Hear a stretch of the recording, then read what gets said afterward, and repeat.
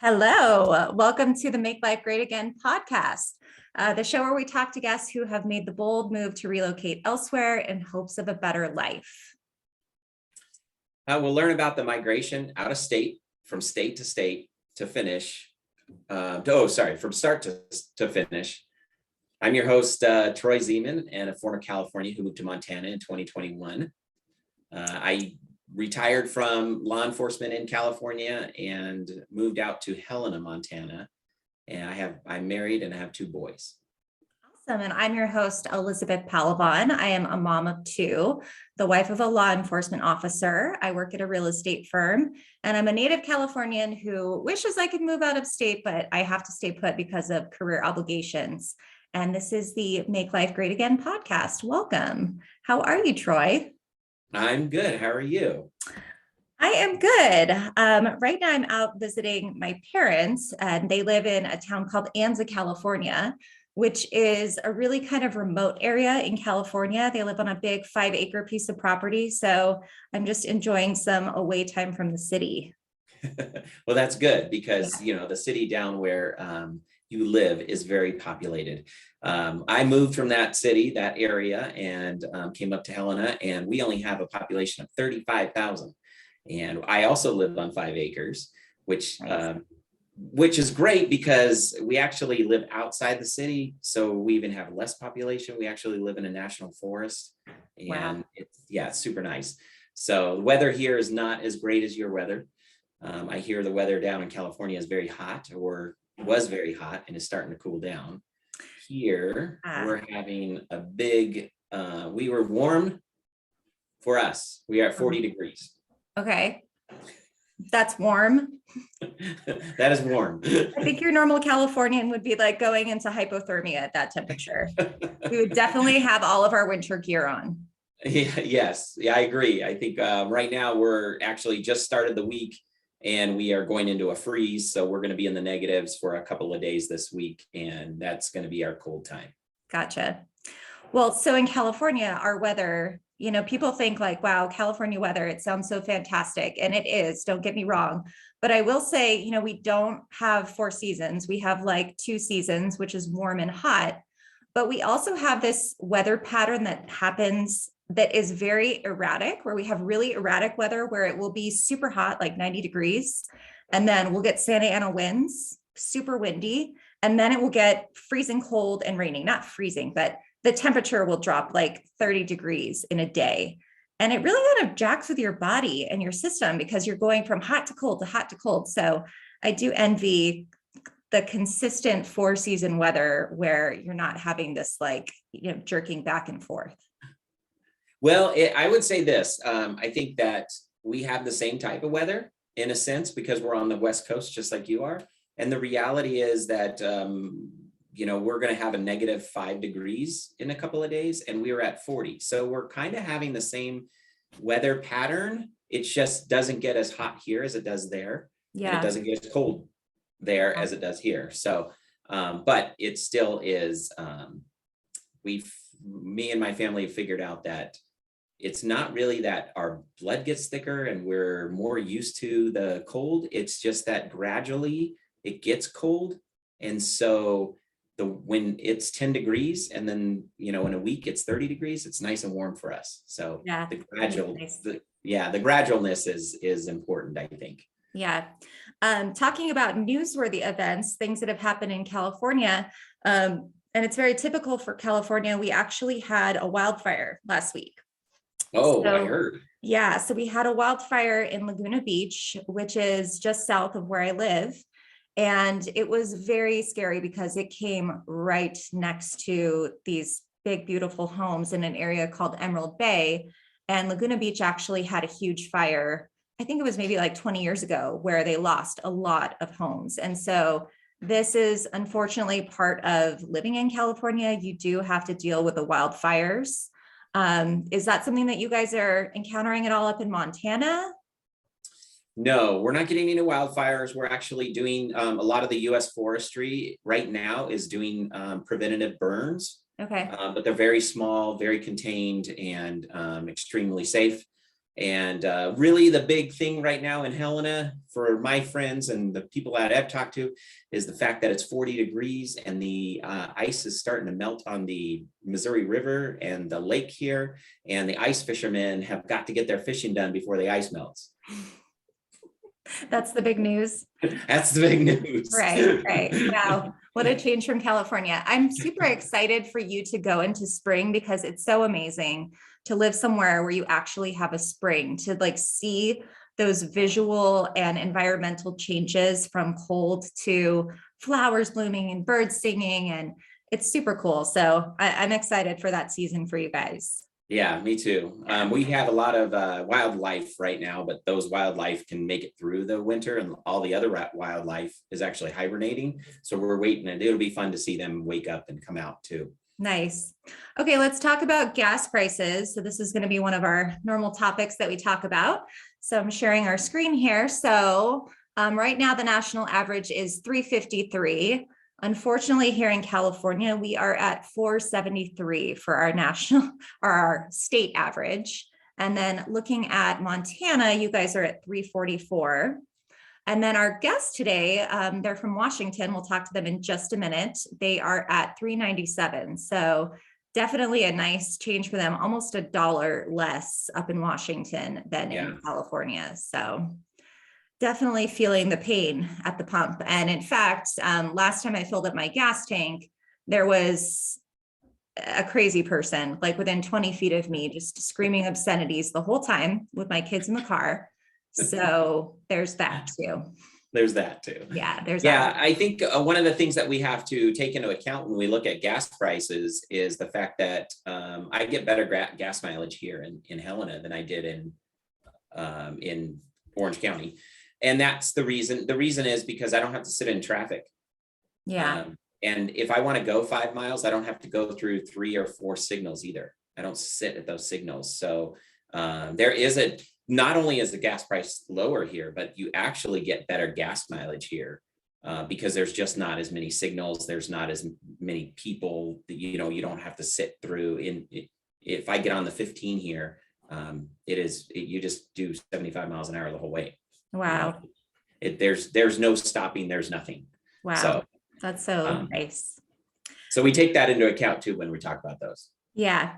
Well, before we bring our guests in, I wanted to talk a little bit about the name of our podcast. So we chose to name our podcast Make Life Great Again. And it turns out that has been a little bit of a controversial name. I've had a couple of friends ask me like, is this a Trump podcast? Is this a political podcast? So we knew that this name might turn some people off, but we also felt like it was a good choice because it was an evergreen name that really covered the bases for what we want to talk about on this podcast. So we want to talk about people who are making big changes to make their life great again.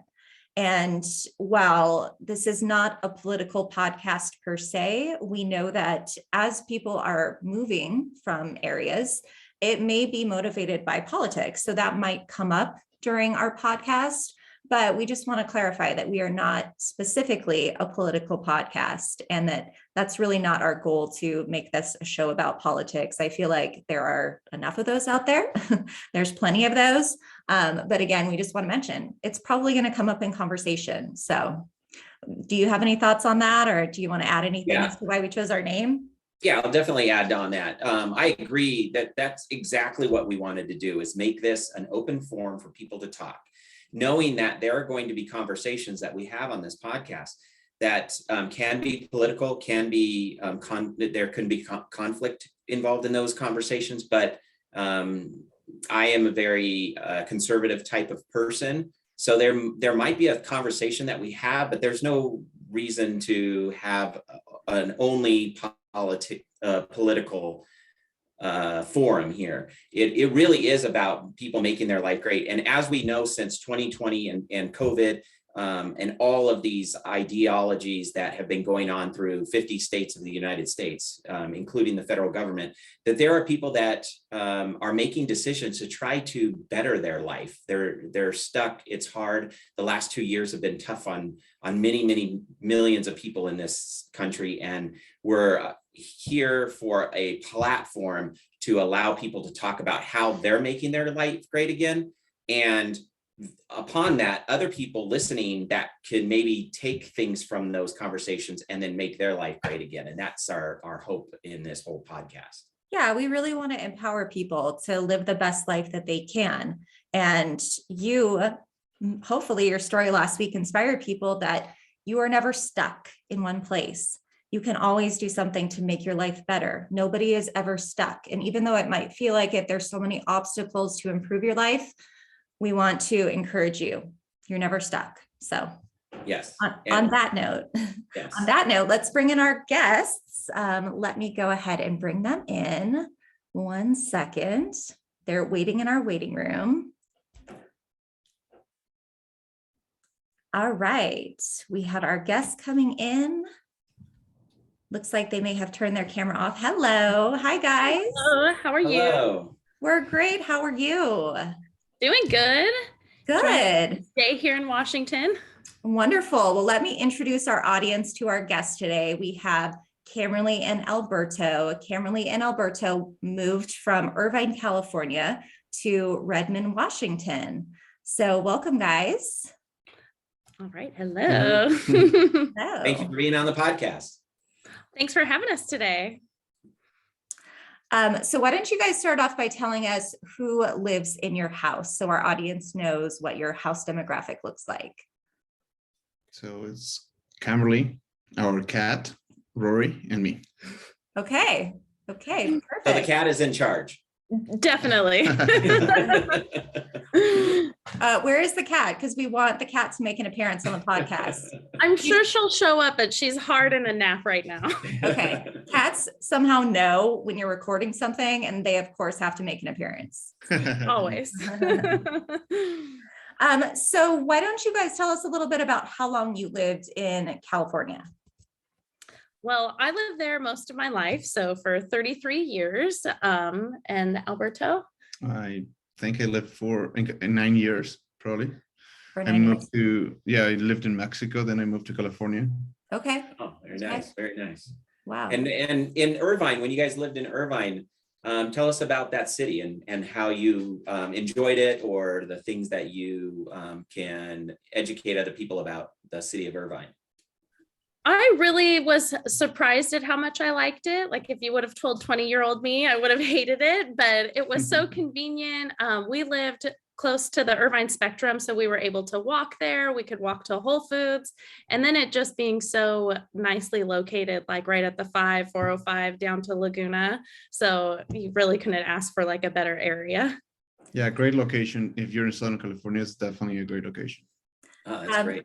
For people who are not native Californians, the 5 and the 405, those are like main artery highways that run through Southern California. So having close proximity to the freeway when you are a California resident is definitely a benefit, because sometimes it can take you maybe 15, 20 minutes just to get to the freeway, especially if there's traffic. So Definitely. yeah.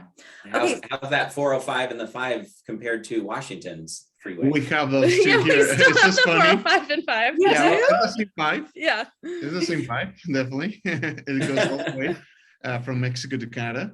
And the Wow. 405, it's apparently Kamerly taught me that major cities have a 405. So Yeah. we have a Oh, very 405. nice. Are they as busy? Yes. Yes. But no, definitely Nothing not like it. compares to the 405 in Orange County, Yes. Los Angeles area. So they're still pretty trafficky, like the most trafficked probably near, they're in Seattle, but it's still not as bad. It's not an 11-lane highway like how it is down there. But I should say that we live close to a toll road that is the 520, that connects you to the 405 and the 5. And the 520 is the most random thing. They have the carpool lane on the right side, not on the left side. Wow. It is very strange. But none of the other freeways up here are like that. So that's confusing. That's confusing. So how far are you guys from Seattle, where you live now? We're about, I think it's 12 miles, which can take 20 minutes on a really good day or 40 minutes if there's traffic. So nothing like going to LA from Orange County. Okay, so you're definitely in the suburbs. For sure. Yeah. Okay, so when you guys lived in Irvine, what was your house or your apartment or your condo? What was it like? It was a one-bedroom apartment in Okay. a very busy property. We had so many neighbors, one next to each other. So for us to be able to get to our car, we had to go through multiple apartments, multiple doors, and then an elevator to get to our assigned parking at the second floor Mhm. on the ground, I would say. Yeah, so it was like a very probably over 1,000 units at the property we were at. Okay, I Uh, think I actually have a picture. Is this your old complex? Yes, Yes. that Yes. is. Kamerly gave me her address before the podcast. I'm not doing any kind of like magic voodoo. So, okay, so this looks very dense. We've got what, 4 levels in each building? Yes. Mhm. Okay. And I think each place has 2 or so windows. So, what we're looking at here is probably like 14 units right away. Okay. Did you guys have any outdoor space? Just like a little patio. So in that photo, that little wired covered area. Yeah, balcony. This part? Yeah, Little little balcony. Yeah, tiny little Okay. patio. I think it was just over 700 square feet was our apartment. Mhm. Okay. And do you mind sharing what you guys paid for rent? When we left, so we were there for 3 years, and it started a little less than 2,000. Okay. And then when we moved, it was 2,100. Yeah, 2,100. Okay, so 2,100 for a 1-bedroom apartment. And Then you it guys goes for were 3,000. Yeah. And it's what? It's now 3,000. So I was looking it up. So or Wow. should say it's like 29,800 something. It's Wow. Yeah. That's more than my house payment. Wow. Yeah. It definitely is. I wonder, like, how can people afford that for a 1-bedroom space? That's just crazy. That's what we also wondered. And it's Yeah. really no privacy because you have this huge island with a kitchen, Uh-huh. and then your living room is right there. Right. And we have very limited space to where we want to locate the couch. Uh-huh. Mhm. And just when the pandemic happened and we were both living in there, having to work in there, and a 1-bedroom was just, and the fact it was an open layout, so that was really attractive when we first moved in, but not having a separate living room area and kitchen area, it was just kind of all one big studio with like a wall right before the bed. Wow. So basically one of you would have to be trapped in the bedroom. One of you Yes. could be in a living room space. Yes. And that What was the like square your, footage of it. I think it was 700 or so. And what are you in now? So now I believe it's 1,200 or so. So big upgrade. We got a second bedroom, a second bathroom, a 2-car garage. So Wow. tons more now. Yeah, we don't need Nice. to exit anywhere to go find the car. We just literally go down and I go straight to the car, and I don't need to see anyone or talk to anyone. And if we go get the mail, I just have to open my own front door and not go through a bunch. so I think I have a picture of your new place. Is this? Yes. Okay. Yeah. So way different, way less density. Yes. Looks like you guys share a wall maybe with another resident. Is that right? Yes, we two. Okay. We're in the middle. Okay, gotcha. And it Mhm. just looks so much more residential versus, like vertical living. Definitely. And the neighborhood is just sprawled out more. There's a little tiny pond, 2 tiny ponds actually nearby, a whole walking trail. So completely different versus, living right off the freeway. Gotcha. Is the location still as convenient for shopping and getting to the freeways as it was in California? Definitely. We're a little, maybe a mile away, but there's never any traffic getting down to the freeway. So it's negligible. Yeah. Well, you don't have to take 15 minutes just to get to your car on a foot either. Yeah, that helps too. Definitely. Yeah. So what did you guys do for work in California versus Washington?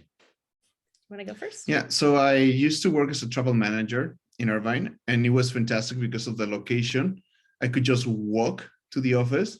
Oh, wow. It never happens in Southern California, and that's why I chose our job. And then we changed offices, so I just rode my bicycle there, which still was 10 minutes. It took me longer to take the bicycle down from the tiny apartment to the street than actually riding to work.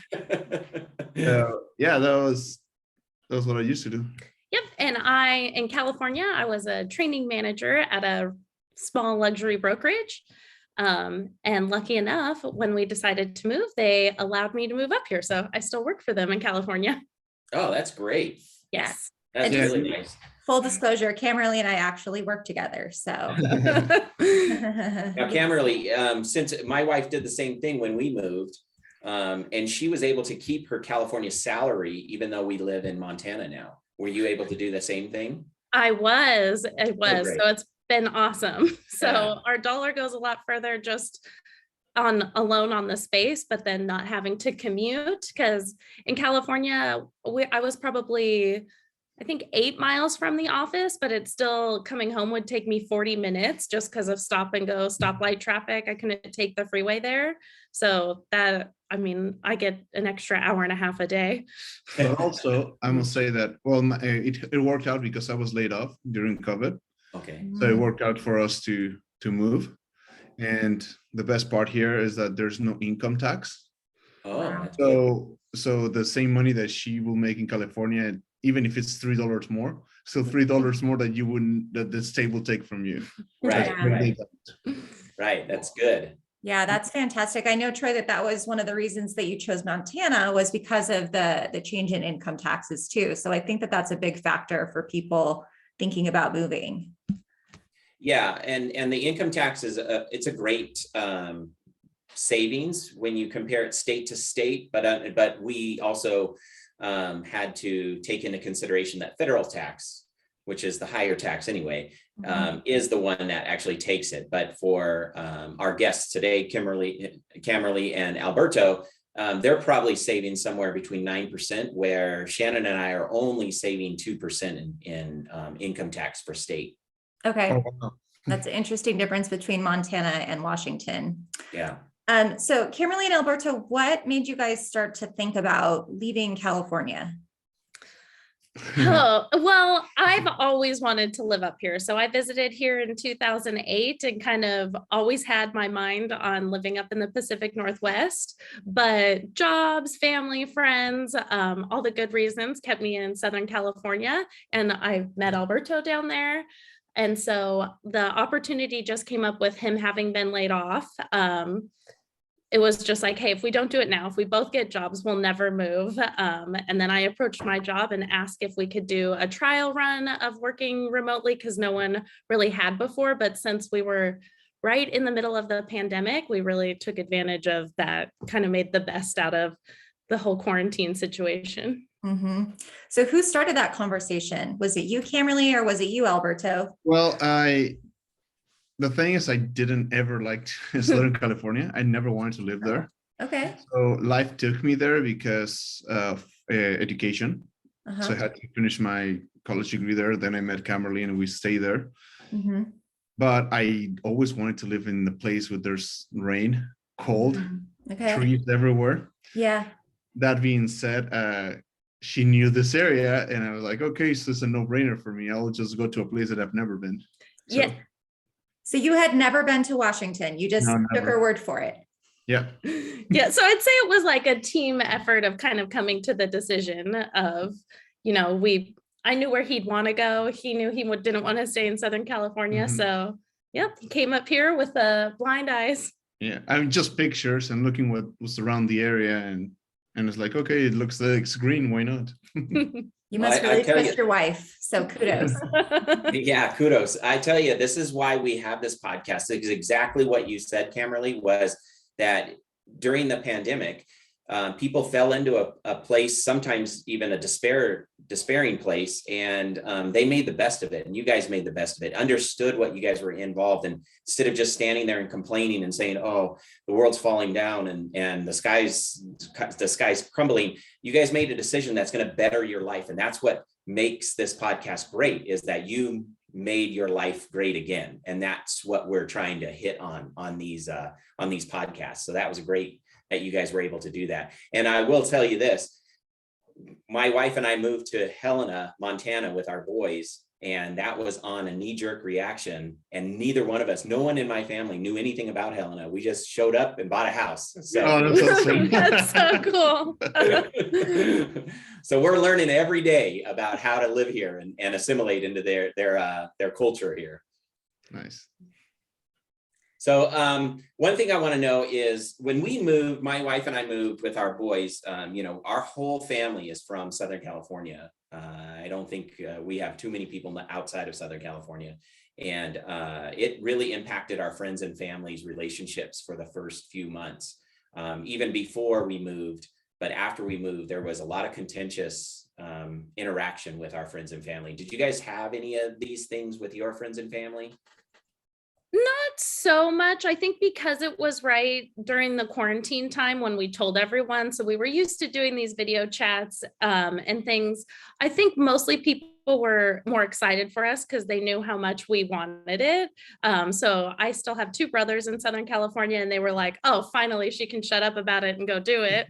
And then they knew that he wanted to live somewhere colder, ride his bike more. So I think overall we received more positive feedback than negative. Yeah. Yeah, I will say that, well, in my case, it works that my sister lives in Spain.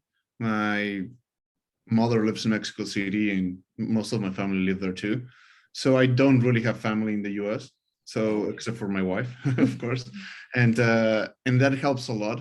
So personally, I was already ready to move anywhere because I don't have that attachment that I have to have all my loved ones in the same place.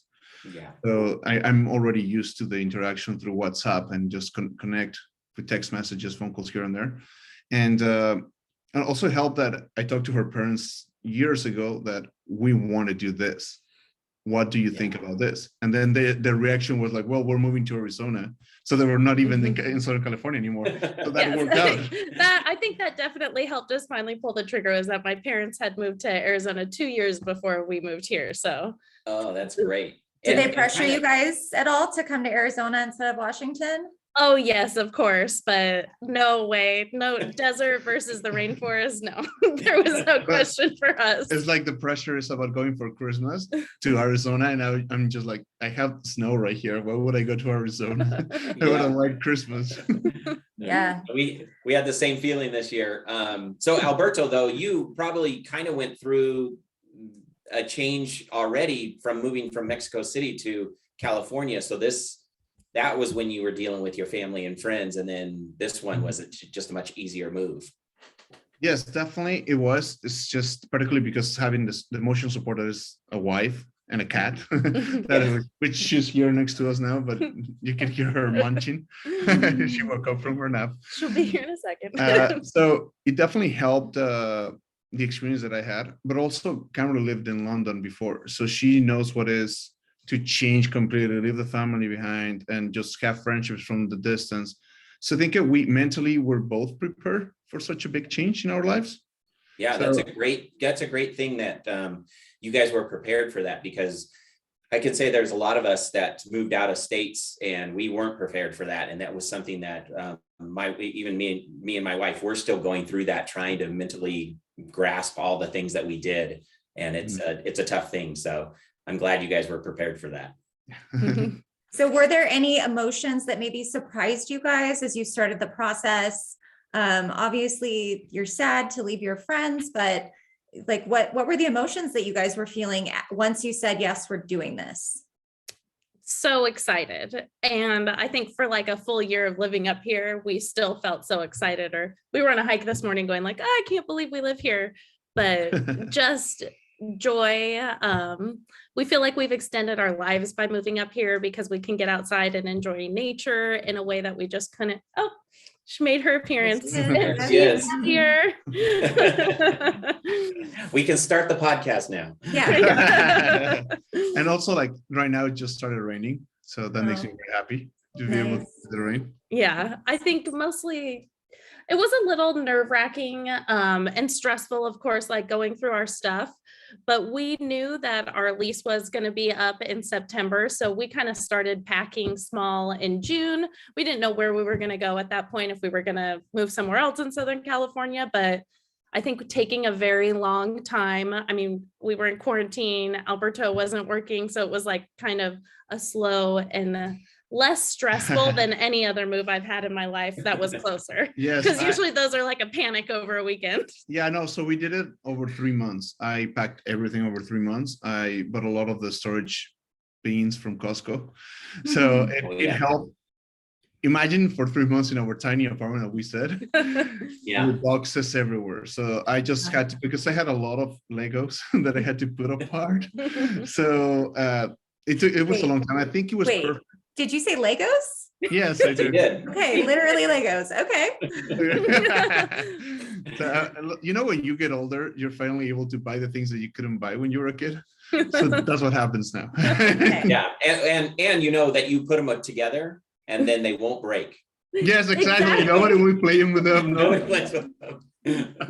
Of course. So I think that helped. It helped that I had the free time to pack everything.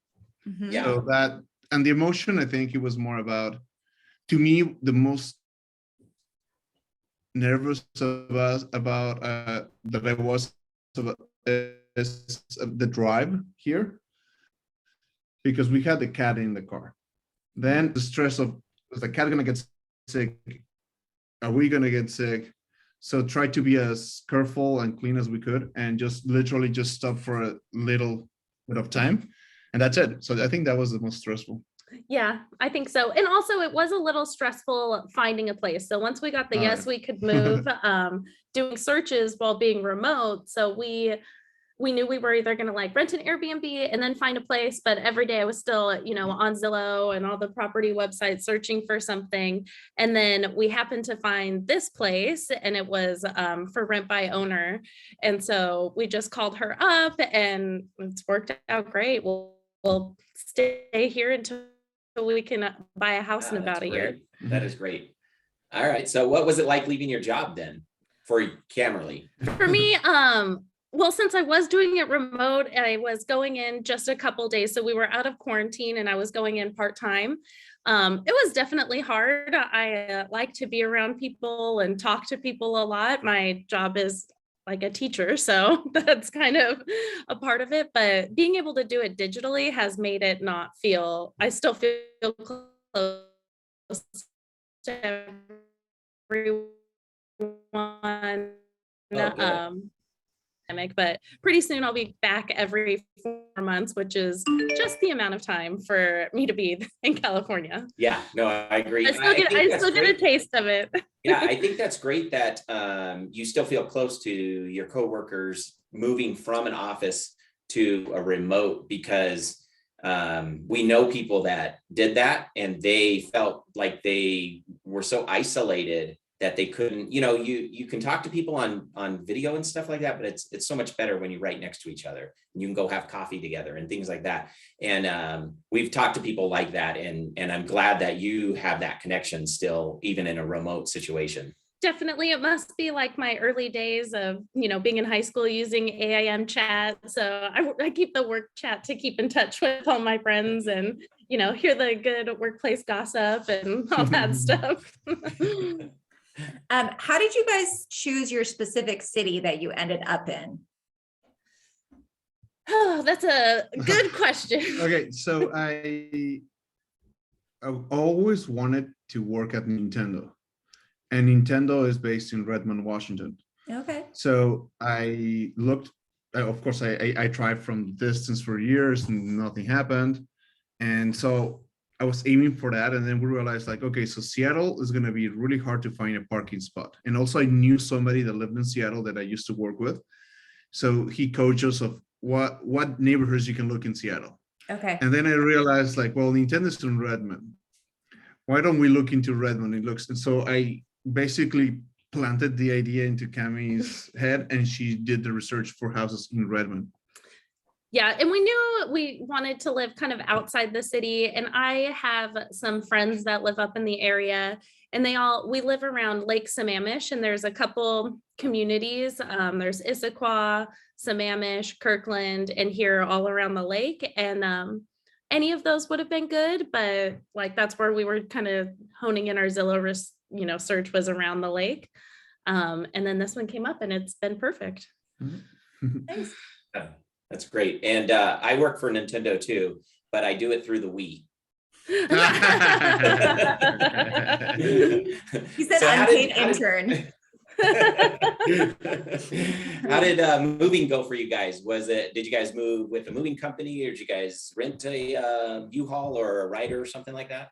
So it was okay. So I did a lot of research and phone calls, and I learned that nobody was moving outside of California. Therefore, there were not U-Hauls to rent. Or because everyone was moving out of Yes. California, there weren't Oh. enough U-Hauls Yes. in California. Yes. Oh, I see. So because we had like one car at the time, the goal was for me to drive those little trucks and then tow her car in the back.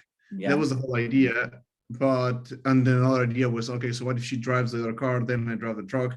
But the fact that U-Haul told me the best that you can do is to buy one of our boxes or rent one of our boxes, and having the conversation and telling them how big our apartment was, how much stuff we had. They tried to sell me two of the little things, and they're tiny.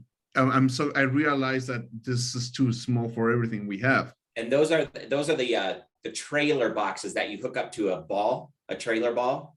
Or is that what you're talking about? No. This is a box that some other trailer will come pick it up and take it to your new location. Or like, So you don't like have a pod, sort of like Yes, a pod. Okay. Okay. Yeah. So we ended up going with pods instead of the U-Haul version Mhm. of pods because their pods are smaller. So like you couldn't really fit like a couch or a bed. So we got like a one bedroom apartment pod size. No, it's three. It's like the biggest that they have when you are the smallest that they have to move out of state is the one that we got. And in theory, is like for a 3-bedroom house. So like, oh, wonderful, everything will fit. We barely fit everything. I just want to say, I work for a moving company, so I knew how to pack everything. We barely moved. Oh one my bedroom. gosh. Wow. Okay, so But that's really, nothing. go ahead, Cam. Oh, I was gonna say nothing broke on the move, like Yeah. because he was so tedious with the packing and then knew how to pack it. Like not one table, not Nothing. one ornament, nothing broke on the Wow. way here. Well, That's that's a great really, move, Alberto. Yeah, I'm still shocked. Mhm. I've moved closer places in just my car and broken a lot more. that's really good information for our listeners, because I think a lot of people use pods. And if they're advertising that it will fit a 3-bedroom house, sounds like they might be grossly, underestimating that. So that's really good information for people to know. And it's the right price, I will say too. The only thing is takes too long to get your things, because we did the drive in a day and a half. So we had to wait maybe 2 weeks to have everything delivered. Okay. So that is the hard part, because you don't have a bed, you don't have anything. You just Yeah. sleeping on the floor or Yeah, sleeping bags. whatever basically. we could fit in the tiny car is what we had for 2 weeks. Okay. And yeah, I used a moving company, and we had to wait 5 days for everything to get here. So we got here and then we waited 5 days. So we actually went and bought a mattress and put it on the floor. We got our air mattress. Everything we got we use for camping now. Yeah. So did pods tell you 2 weeks and then it was 2 weeks, or was it longer Yes, than it was they on the dot. promised? It was fantastic. Yeah. So we knew when we were getting into. Yes, they basically, you choose a date when you want everything to be picked up, and they tell you when is the closest date to for the delivery. So Oh, that's and good. it worked out. It worked out, and it was so easy because the pod was so close to our garage that we emptied the whole pod in a couple of hours. It was fantastic. And how much time did they give you to empty the pod out once they delivered it? I think you have like a day or two. Or Cool. I think we got it on a Friday, so we had like a weekend, or we got it on a Thursday and we had until like the Monday to empty it, but we were done that same Thursday. Mhm. Okay. Yeah, I think so. I have heard a lot of nightmare stories about people who hire a moving company, and then once the mover gets to their new home, the mover then tries to charge them more and basically holds their stuff hostage. So sounds like pods may be a really good solution to prevent that. Yes, definitely. It's just it's a lot of hard work. The only thing that we needed to rent was a dolly to fill. The first time when we filled it in California, it was hard because it was so far away from the apartment. Like we mentioned before, how many doors and Mhm. elevators we had to take to get Wow. out of the apartment.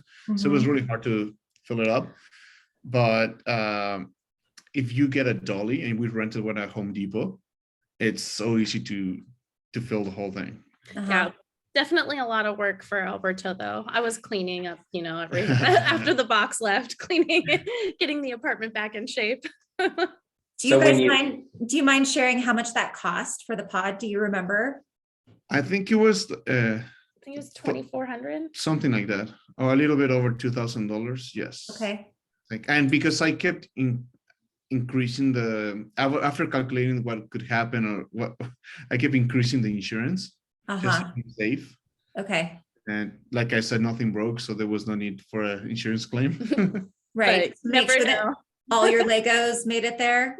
The most important thing was like obviously the TV Right, of course. and the bicycles. So my bicycle, well, I love my bicycles. So I needed to be safe, Uh-huh. and they made it. Yeah. Now, did you do a lot of research on moving companies versus U-Hauls, riders, or pod companies? So basically, I never crossed my mind to hire movers. It was always about me doing it because, like I said, I work for a moving company, so I knew what to do. And so I also knew like having a moving company is going to be way more expensive, and you have more people touching all your things. And even though they're great and the rates are great, I know that people don't care about your items. Like you will care for them. Mhm. And it was still like, we keep going back to it, but like the pandemic. So we didn't want like 4 people that we Coming in didn't and out. know touching our stuff. And then again, up here, a different group of people. So it was just also like we'll do everything ourselves So- time. We did get help in Mexican Irvine, sorry. My friend helped us just to load everything, the big stuff. And but it was so perfect because here we didn't need his help at all Mm. because of the closeness to the garage. Oh, Right. yeah. Mhm. Okay. Are there any stairs in your new place where you guys live? They are. So we actually live on the 2nd story. So we have the garage and a little mud room, and then you walk up the stairs and it's our living space. So everything had to come upstairs. Yes. Every last thing. Fantastic. Yeah. But I will say that I'm very impressed with Kamerly's strength.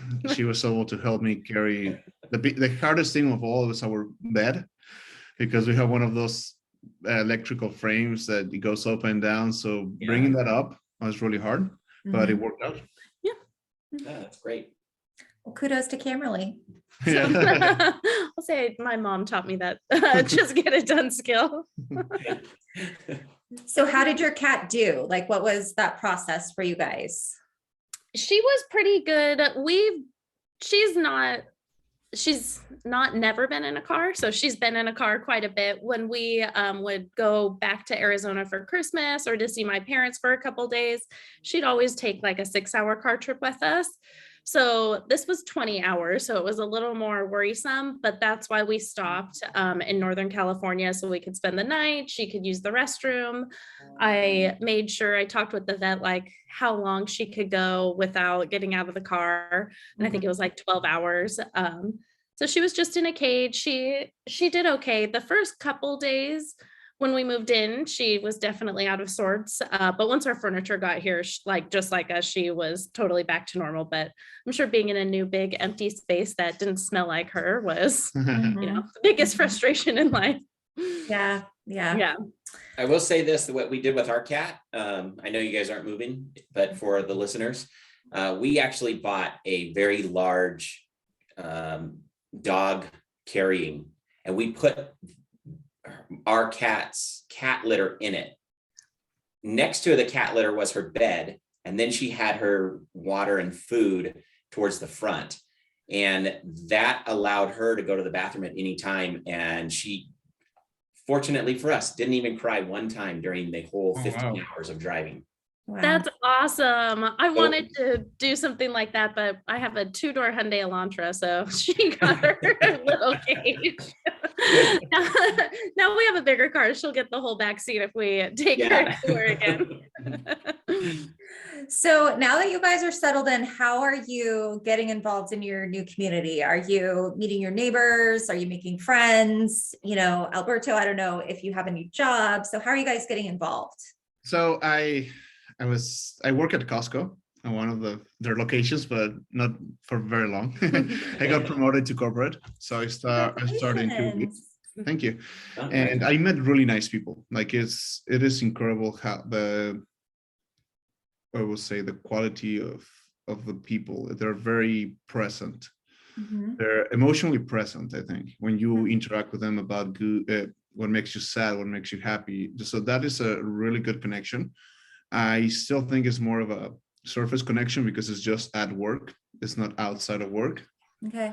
So in the community, like here with the neighbors, I made kind of friends with a couple of them because I see them when I open the garage and we chit chat but it's just like very polite, Mhm. but we don't do anything outside of that politeness. Uh-huh. It's just, I think a lot of people are still, you can tell how they are very careful about the pandemic. Mhm. So they're very cautious. You don't see them like getting too close, and they respect that. If I'm going to talk to them, they stay away, or I put a mask on and still stay away. So that I think that is harder for you to interact and get more involved with what's going on. Uh-huh. Well, Yeah. hopefully as things improve, that will lessen. Do you guys feel like you've established any close friendships yet or not at this point? Not at this point. And if there's anyone, like the people that I do talk to the most up here, I knew in Southern California, and they also live here now. So it's definitely been hard to meet new people or Washingtonians. And like Alberto said, like we're friendly with all of our neighbors, but they all have kids and we don't. So I think they all interact with their children's parties and things like that, where they're like, oh, there's the single couple, say hi. Did you guys have anybody react when you said you moved from California? Oh yes, yes. Funny. Especially at work, it's like, oh, why would you leave California for this? And just simple, the weather. I know people. Oh, go ahead. Sorry, they want to do it the other way. A lot of people Yeah. from here, they want to go to California. Yep, a lot of people here in Montana, same thing. They're like, man, I'm tired of the cold and the freezing and the snows. And they're like, I cannot believe you left California for this. But they also say there's an ideology behind California that is different than Montana that they don't want to move to. So a lot of that is, you know, it's a plus and minus, right? Both states have plus and minuses, and it's just your opinion of what is more important to you, and that's why you moved to Washington. Mhm. Definitely. I think one of the things that's been so surprising is, which I'm sure you experience in Montana, is just how many less people there are around on everything.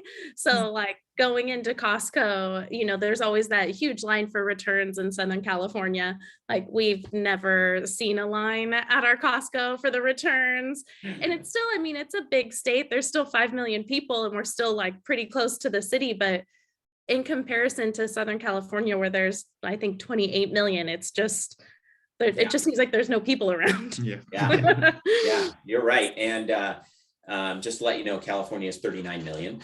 And the city of Irvine is, I want to say, if I remember correctly, it's 150,000 people. That's crazy. But I'm pretty sure it doesn't even feel, because the funny thing about Southern California is that, well, actually most of the US, you don't feel when a city changes. It just continue. Absolutely. When I lived in Mexico City, it's Mexico City than the rest of the country. Like it's different. Just so that thing, I think those 100,000 people in Irvine is basically how many million they live in LA, because it's so close to it and you don't see the difference. Like, okay, it stops, then it becomes rural, and then you just see another city. No, it's the same thing. It's the street or a traffic light will mark the difference between the city and the other one. Yes, I agree with you. But if we compare it for the listeners, you guys have over 100,000 people in the city of Irvine with an influx. And I don't know what the influx is every day, because like Alberto said, the cities are so connected that people drive in and out of cities all day long. And you guys live in Redmond now, which is, what's the population in Redmond? Do you know? No, I do don't. not. I should have Googled that. Oh, that's all right. That's all right. We'll Google it for you. Everyone's doing that right now. Yeah, everybody's gonna start Googling that. What's the population of Redmond?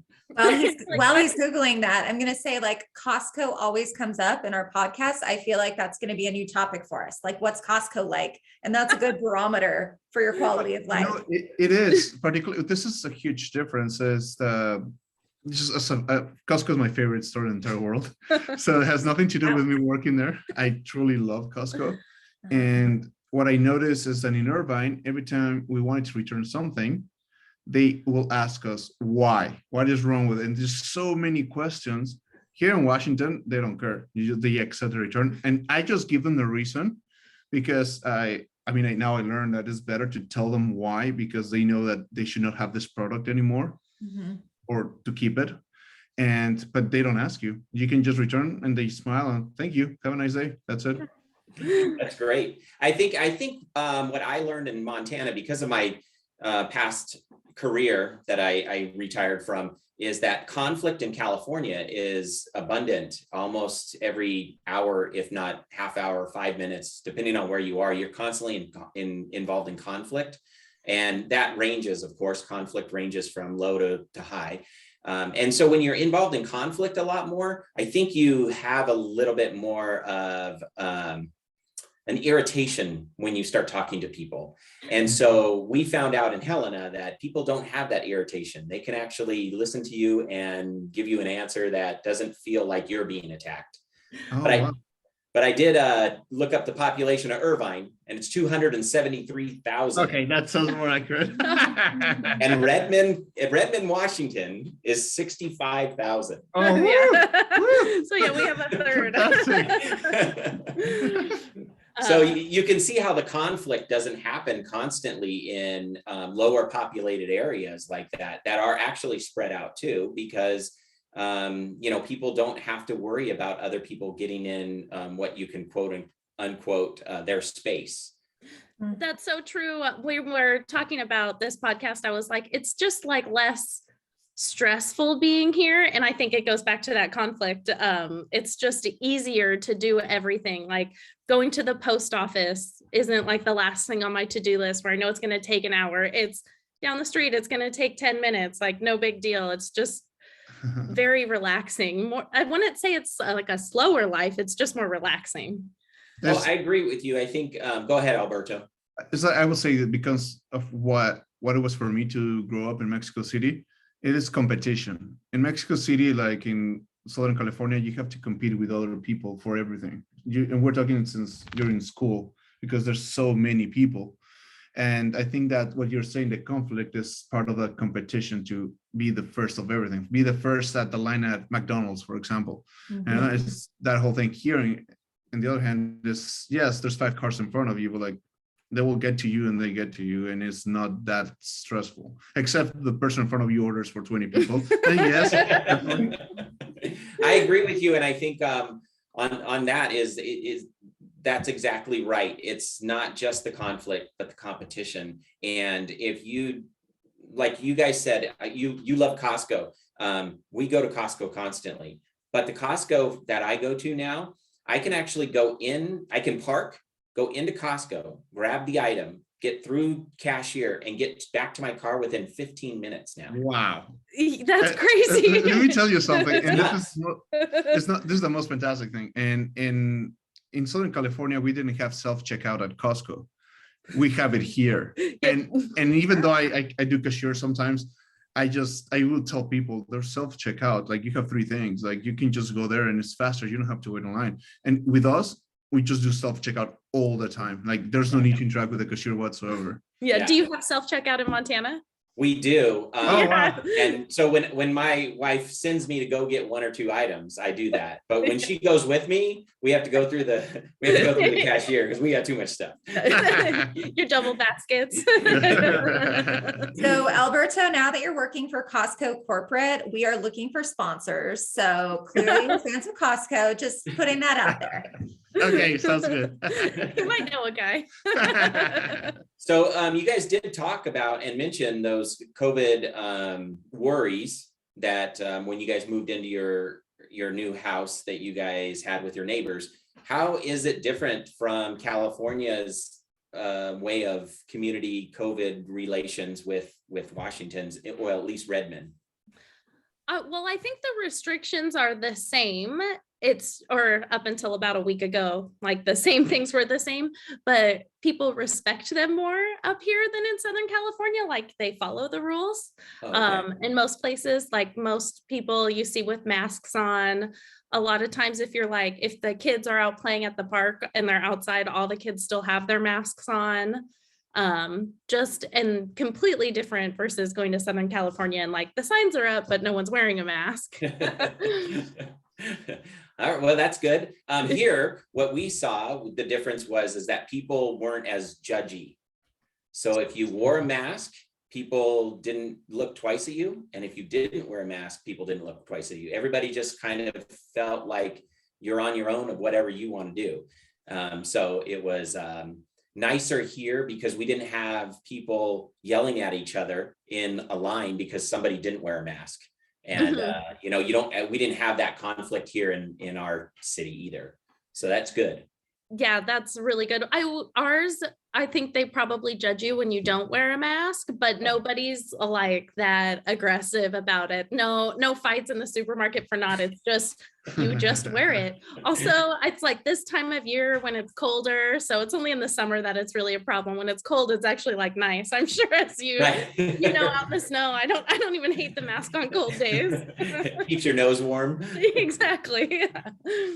So totally switching gears. How have you guys gotten adjusted to the laws that are in Washington, like going through the car registration process and driver's license and like learning the new laws in Washington? How did you guys educate yourselves on that? And how has that process been?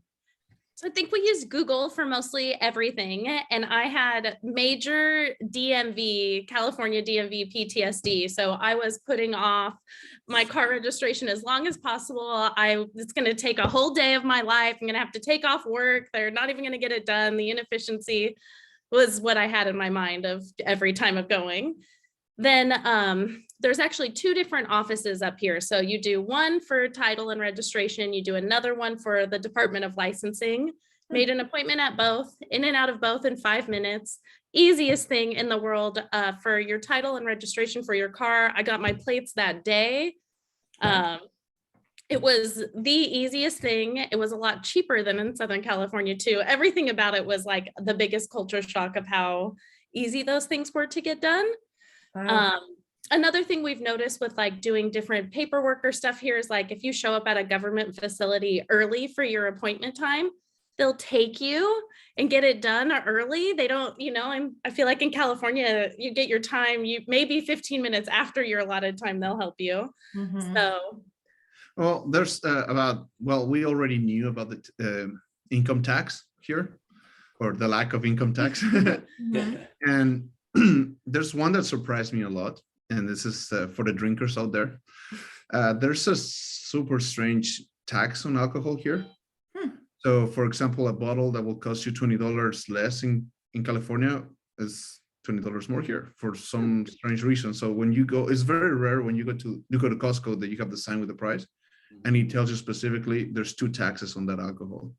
Wow. And the bigger bottles, so like the Costco bottles have a separate tax on top of that because they're bigger than, a liter. So that was just a surprise to us. That's very. And so then we thought, oh, well, we heard Oregon, they don't have sales tax. So we'll go down to Oregon and go shopping and do that. It's only a 2-hour drive. So we went down there to the Costco to buy alcohol and they don't sell it at all in there. So the Pacific Northwest has very different alcohol laws than California. Yeah. Wow. That is surprising. Yes. What is your sales tax rate in Washington? It's higher than California, surprisingly. This is when we left Irvine, it was 8.5 in Irvine, and here is 10%. And it's 10% also in Kirkland. So any city that is where we go, it's 10%. I think it's a little lower if we were south of Washington, but right here is 10%. Mm-hmm. Wow, that is surprising. Huh? Yeah. So that alcohol tax must be kind of like the cigarette tax in California. Probably, yeah. Just the extra for like a health tax. Yeah, yeah. Interesting. Yeah. Was there anything else that took you guys by surprise that you weren't maybe expecting in Redmond? I think, Nature, I will say nature. yeah. Every day we listen to geese flying above our house, Wow. and it's the most beautiful sound that you can imagine. And you see them flying, and then when we go on a bike ride, they're right there. They won't move from the bike path because they are It's there. it's their park. Yep. Right. And I think we've seen hundreds of thousands because we're kind of by the lake, and then there's an open field like over us. So they do like their daily migration. So we've seen hundreds of thousands fly over, which has been really cool. Yes, it's one of the best things about living here is Wow. listen to something that you had no idea existed. And also, like, it's what took me by surprise, we rarely listen to hear a siren. And you like, we don't really, it's rare we see cops because it's so safe. Wow. Oh yeah, like the kids in our whole neighborhood, they leave their bikes out. It's like a nice little specialized kids bike out on the corner for 3 days, and it's still there. Their Wow. basketballs all over. It's weird. Yeah. Yeah, I was reading a Facebook post on a forum that I follow about people moving from California, and they were saying that they moved into their house and then their neighbors left their garage door open. And like later on, they went over to their neighbor's house and they're like, "Hey, I just wanted to let you know you left your garage door open. Do you want me to close it if that ever happens again?" And the neighbors are like, "We leave it open all the time. That's normal." That's still too weird for me. Well, you know, Yeah. here, the neighbors, and I just thinking about raccoons or something going, and not a person. Like, I really That's funny. think, yeah. Yeah, afraid some animal's gonna go burrow in over. Right, right. Wow, what a difference. How about financially? Are you guys feeling a difference in your finances with this move? well, I think one of the biggest things was to get a health insurance for the state Mhm, and not through Kamerly job and Mhm. living out of state. mhm. It's a huge difference, I will say. And then not having the income tax, we take in a little more. Mhm. Gas is slightly cheaper, but I think food is slightly more expensive. Not inflation wise, just like I feel like the produce at Costco is more expensive up here than in California. Mhm. Definitely I noticed that when we moved, but I also don't know if that was like a pandemic and it also raised it in California around that same time. Uh-huh. I would say overall it is as expensive as California. The Really? only thing that Okay. is not as expensive is rent. Okay. Rent and gasoline. Yeah, Okay. out of that, it's the same. Everything will cost you the same at the store except for alcohol that we established that one. Uh-huh. So yeah, no, I think we spend the same in the groceries. There's not really. Yeah, huge eating out difference. at restaurants is pretty much the same. There's less options for fancier restaurants close to us. I mean, of course, if you go into Seattle, there's the same, Everything. but nearby there's not very expensive restaurants. They're like, the things that you'd eat locally, like a Mediterranean bowls, Chipotle type places, like not super nice. Gotcha. Now, Alberto, I know that during this process, since you guys have moved up there, you've gotten a job. Were you at all surprised by the wages that were offered? I know that Troy mentioned on our last podcast that was, it's a really hard adjustment when you go from California to another state to see the difference in wages. Yes, it is. Particularly Costco is very low wages, very Okay. low.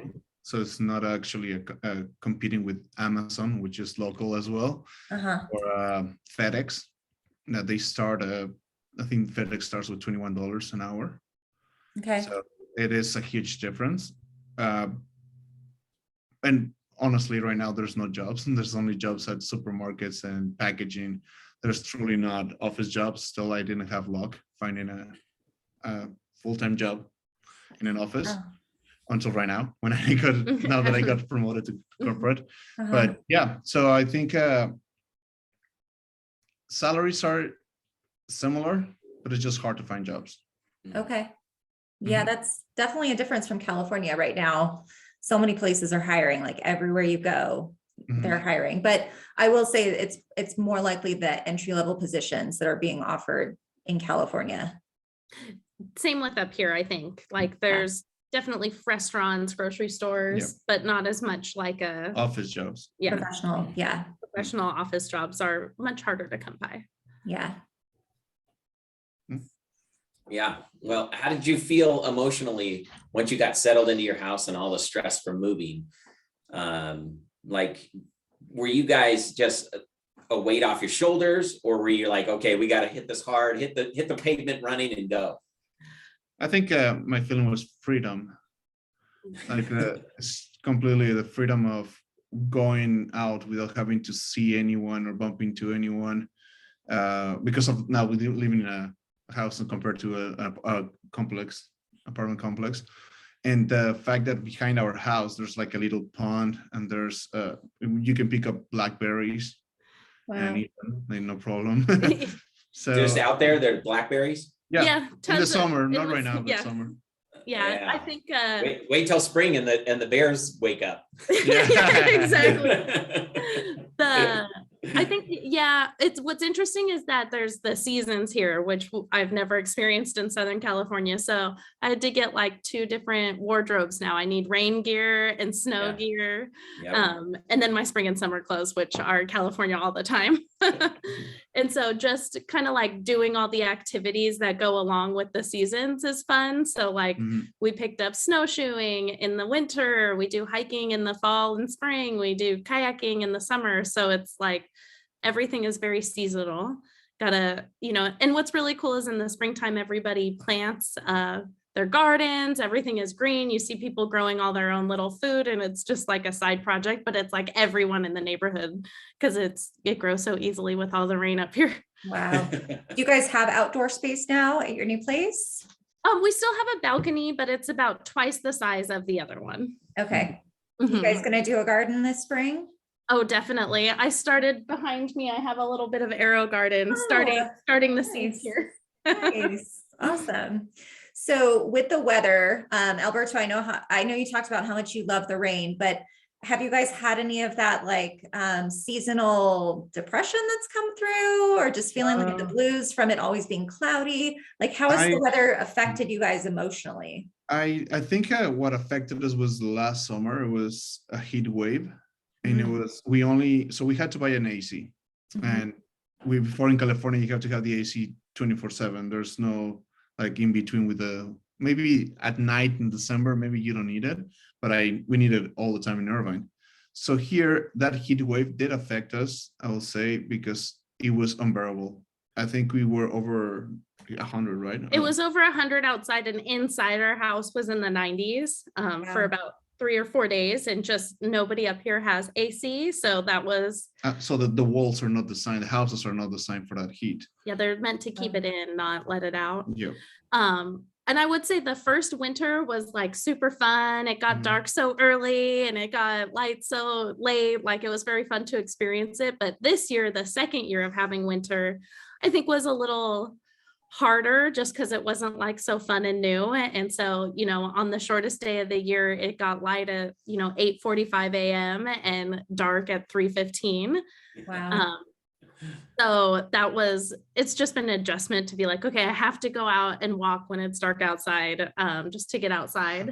But it changes so quickly. So now already, so every week the light changes 10 minutes, depending on the equinox, which was a surprise to me of like, it's just fun to watch the weather change. So last week it was getting light at 7:15. Next week it'll be 7:05.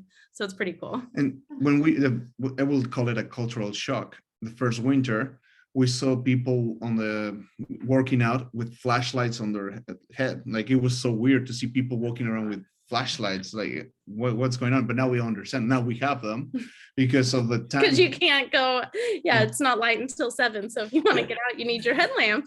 Wow. That's funny. Interesting. Northern problems. Yeah.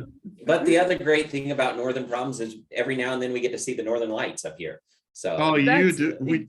We heard about that. We can see like in the last year, but we don't know where to go really. Yeah, you have to wait for the solstice or a burst, and then they'll usually our city will tell us when it's going to happen, and then everybody goes out. In a couple of days, they just stand out there. And the last one that happened, I got to see them at 3:30 in the morning. So That's Oh, wonderful. that's so cool. yeah, so you'll be able to see them. It's just a matter of time to get there. Yeah, and it's cool. It changes. So like in the summer, it's going to be light until 10 p.m. at night and get Yep. light at 3:30 in the morning. So the change is kind of fun to see. Yeah. Yeah. So what kind of foods do you guys miss from California? Just simple. They're best of the best. In and out. and breakfast burritos. Like we have breakfast burritos here, but not California, just not like good. giant ones with avocado. They just aren't the same here. They're like little tiny ones and they give you taco sauce, not salsa. It's not the boy. same. Yeah, I still crave In and Out. And we actually been thinking of doing the drive to Oregon. It's like the closest In and Out to us is 4 hours. Wow. And I do miss it so much. that We've really tried wanna do it. every burger and nothing compares. Price wise, quality, flavor, nothing. So we have In-N-Out. Shake Shack, we have Dick's Famous Burgers, we have Five Guys, but nothing. Yeah. Our closest one is in Salt Lake City, Utah. So Oh wow. So yeah, that's what, 8 hours from you? it's about 8 hours from us. Yeah. So you know the feeling, right? You know how it Yeah. feels to not have In-N-Out. It's terrible. Okay, well, we're getting close to wrapping up. Thank you guys again for your time. We're going to talk about like the best part of where you live and what you miss about California. So what would you say is the best part about where you live now, if you had to say one thing? Nature. Definitely agree with that. All the easy access to nature that we have. Yeah, I think it's adding years to our lifespan. It's just quality of life. Yeah. Mhm. Not being stressed is awesome. And then when you are, you can just take a walk and listen to the birds. Go see the lake, which is 2 blocks away. So yeah. Yeah. And what Yeah. do you think is the hardest thing you guys have come in contact with in Washington? I think making relationships, finding new friends, being adults in our 30s, it's already going to be difficult, but then being in a new place, I think that's what we miss most about Southern California is our friendships that we had down Yeah. there, our family down there. Well, that was going to be my last question, was what do you guys miss the most? But I guess that you already answered that. It's probably those relationships. For sure, but Alberto has one other one. Yes. Oh, Obviously, I stated In and Out, and But- there will Okay. always be In and Out. But Disneyland, we miss Disneyland a lot. It was our Sunday morning trip. Every Sunday morning we'll go, and it was 20 minutes away from Irvine. So we miss that a lot, but we compensated by going hiking, and we try not to think about Disneyland. Yeah, you just can't think about it, but that's one of the best things in Southern California. If you're gonna live there, you got to get a Disneyland pass. Mhm. I have a pass and it is a lot of fun. It's really fun just to go for a few hours Yes. Mhm. and to eat the good foods and to ride on a couple of rides. People who are visiting from out of state who have to like get everything in one day, unfortunately, I think they're missing out on all of like the special moments you can have at Disney. So Mhm. Yeah. Exactly. I agree. I think that one of the things that we do miss Disneyland, my family does, but one of the things that we've talked about is that Helena, Montana is our new Disneyland, because we get to do all the things that Kamerly, you were talking about, which was the snowshoeing, the cross-country skiing. We get to go boating on the Missouri River. We get to do ice fishing. We get to go and hike in our backyard is a national forest. So we just go out our backyard and just start going hiking. We have deer, bear, mountain lions. They all come to our front yard and just hang out. And those kind of things, I don't get the roller coaster ride like Space Mountain, but man, is it great to be here. That's awesome. Yeah, there's nothing like having like a campfire breakfast or something like that. So we have to make our own little Disneyland here too. Well, thank you guys again so much for joining us. And we're going to go ahead and wrap up this episode. Please tune in again, where we'll be talking to another great guest who has made a bold move to make their life great again. And if you've moved to a state or from a state to a state, and you would like to be featured on our podcast, please email us at makelifegreatagainpodcast@gmail.com. Or follow us on Facebook, Instagram, Rumble, or YouTube by searching Make Life Great Again Podcast. Thanks for listening to Make Life Great Again podcast. Until next time. Bye. Bye. Bye.